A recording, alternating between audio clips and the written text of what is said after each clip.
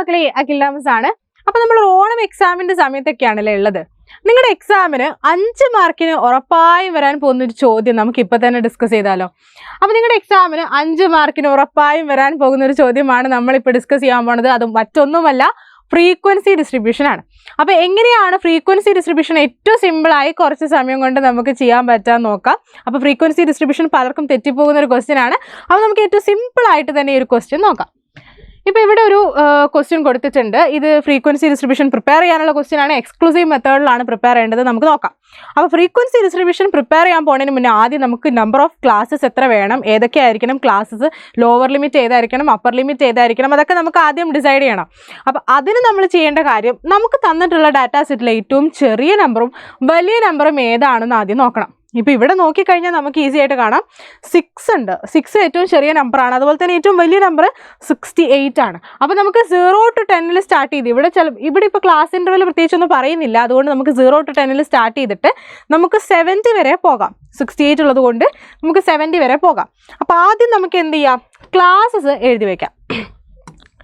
0 to 10, 10 to 20, 20 to 30, 30 to 40, then 40 to 50, 50 to 60, then 60 to 70. അപ്പോൾ ഇങ്ങനെ നമുക്ക് ക്ലാസ്സസ് കിട്ടിയിട്ടുണ്ട്. ഇനി നമുക്ക് ടാലി മാർക്സ് ഉപയോഗിച്ചിട്ട് ഓരോരോ ഐറ്റത്തിനെ ഓരോരോ ക്ലാസ്സുകളിലായിട്ട് ഡിസ്ട്രിബ്യൂട്ട് ചെയ്ത് കൊടുക്കാം. അപ്പോൾ ഇതിന് ആദ്യം നമുക്ക് ഇവിടെ തന്നെ തുടങ്ങാം. 28 and 39. അപ്പോൾ 28 വരാൻ പോകുന്നത് ഈ ക്ലാസ്സിലായിരിക്കും. ദെൻ 39 വരാൻ പോകുന്നത് ഈ ക്ലാസ്സിലായിരിക്കും. അപ്പോൾ ഓരോ ഐറ്റത്തിനെയും നമ്മൾ ഓരോരോ ക്ലാസ്സുകളിലായിട്ട് ഡിസ്ട്രിബ്യൂട്ട് ചെയ്ത് കൊടുക്കുക. ടാലി മാർക്സ് ഉപയോഗിച്ചിട്ടാണ് നമ്മൾ ഡിസ്ട്രിബ്യൂട്ട് ചെയ്യുന്നത്. അപ്പോൾ നമ്മൾ നോക്കാം. ദെൻ അടുത്തത് 15ഉം 29ഉം ആണ്.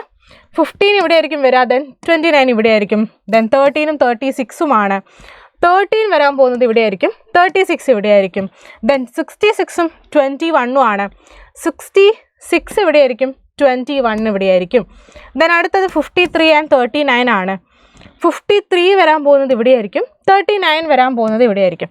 അപ്പോൾ ഒരു കോളം നമ്മൾ കംപ്ലീറ്റ് ചെയ്ത്. ഇനി അടുത്തത് 36 and 18 ആണ്. 36 ഇവിടെയാണെങ്കിൽ 18 ഇതാ ഇവിടെ ആയിരിക്കും വരിക.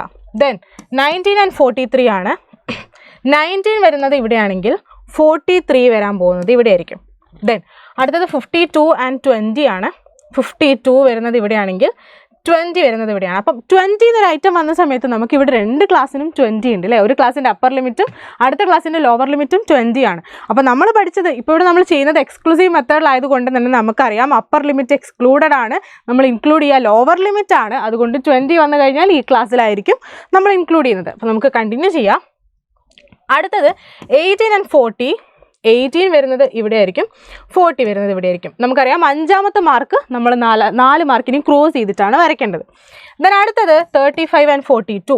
35 വരുന്നത് ഇവിടെ ആയിരിക്കും, 42 വരുന്നത് ഇവിടെ ആയിരിക്കും. ദെൻ അടുത്തത് 15 and 24. 15 വരാൻ പോകുന്നത് ഇവിടെയാണ്, 24 വരാൻ പോകുന്നത് ഇതാ ഇവിടെയാണ്. Okay, then 26 and 27. രണ്ടും ഒരു ക്ലാസ്സിലായിരിക്കും ഉറപ്പായിട്ടും വരിക, 26ഉം 27ഉം.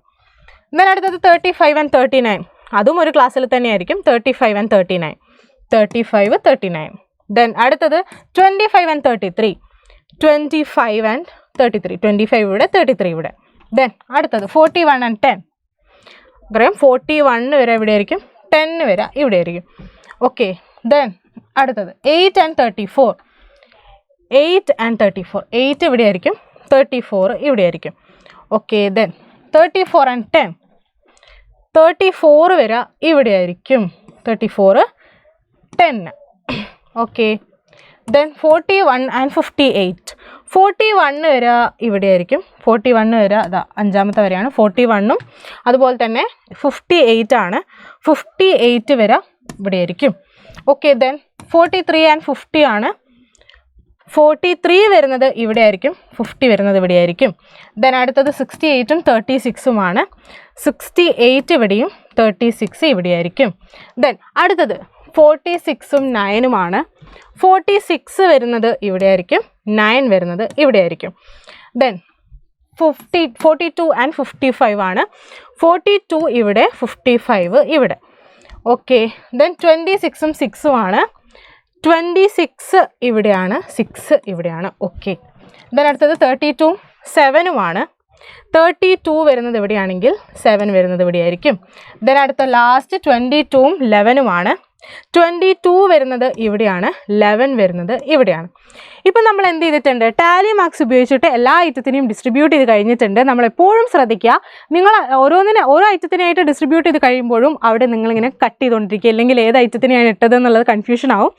അപ്പോൾ നമ്മളിപ്പോൾ എല്ലാ ഐറ്റത്തിനെയും കൊടുത്തു കഴിഞ്ഞു. ഇനി നമ്മൾക്ക് ആ ടാലി മാർക്സ് കൗണ്ട് ചെയ്തിട്ട് എത്ര ഫ്രീക്വൻസി ഉണ്ട് എന്നുള്ളത് നോക്കണം. അപ്പോൾ അതിന് മുന്നേ തന്നെ കൗണ്ട് ചെയ്ത് കഴിഞ്ഞ് ടോട്ടൽ ചെയ്ത് കഴിയുമ്പോൾ നിങ്ങൾക്ക് തന്നിട്ടുള്ള ഡാറ്റാ സെറ്റിൽ എത്ര ഐറ്റംസ് ഉണ്ടോ അത് തന്നെ ടോട്ടലും കിട്ടണം. ഇപ്പോൾ ഇവിടെ നമുക്കറിയാം ഇവിടെ 50 ഐറ്റംസ് ആണുള്ളത്. അപ്പോൾ ഇതിനെ കൗണ്ട് ചെയ്തിട്ട് ടോട്ടൽ ചെയ്ത് കഴിയുമ്പോഴും നമുക്ക് 50 കിട്ടണം. ഓക്കെ, അപ്പോൾ ഇവിടെ 3 മാർക്സ് ആണുള്ളത്. ഇവിടെ 10 മാർക്സ് ഉണ്ട്, ഇവിടെ 5 10 ഉണ്ട്, ഇവിടെ 10 + 2 12 ഉണ്ട്. ദെൻ ഇവിടെ അതുപോലെ തന്നെ 5 + 3 8 ഉണ്ട്. ദെൻ ഇവിടെ 5 ഉണ്ട്, ഇവിടെ 2 ഉണ്ട്. ഇനി ഇത് ടോട്ടൽ ചെയ്ത് കഴിയുന്ന സമയത്ത് നമുക്ക് 50 കിട്ടണം. അപ്പോൾ നമുക്കിത് ടോട്ടൽ ചെയ്ത് നോക്കാം. അപ്പോൾ ഇത് ടോട്ടൽ ചെയ്ത് നോക്കുന്ന സമയത്ത് 50 ആണ് ആൻസർ കിട്ടുന്നത്. അപ്പോൾ നമ്മൾ ചെയ്തത് കറക്റ്റ് ആണെന്നാണ് അർത്ഥം. ഇനി അതിന് നിങ്ങൾക്ക് 50 അല്ല, അല്ലെങ്കിൽ എത്ര ഐറ്റംസ് ആണോ നിങ്ങളുടെ ഡാറ്റാ സെറ്റിലുള്ളത് അതല്ല കിട്ടിയതെന്നുണ്ടെങ്കിൽ നമുക്ക് എവിടെയോ തെറ്റ് പറ്റിയിട്ടുണ്ടെന്നാണ് അർത്ഥം. അപ്പോൾ നമ്മൾ അതൊന്നും കൂടെ ചെക്ക് ചെയ്യണം. അപ്പോൾ ഫ്രീക്വൻസി ഡിസ്ട്രിബ്യൂഷൻ ഉറപ്പായിട്ടും എങ്ങനെ ചോദിച്ചാലും നിങ്ങൾ 5 മാർക്കിന് അല്ലെങ്കിൽ 4 മാർക്കിന് ഉറപ്പായിട്ടും നിങ്ങൾക്ക് വരാൻ പോകുന്ന ഒരു ക്വസ്റ്റ്യൻ ആണ്. അപ്പോൾ ഇതെന്തായാലും അത്രയും ശ്രദ്ധിച്ച് തന്നെ ചെയ്യണം. അപ്പോൾ എല്ലാവരും നന്നായിട്ട് പഠിക്കുക. All the best.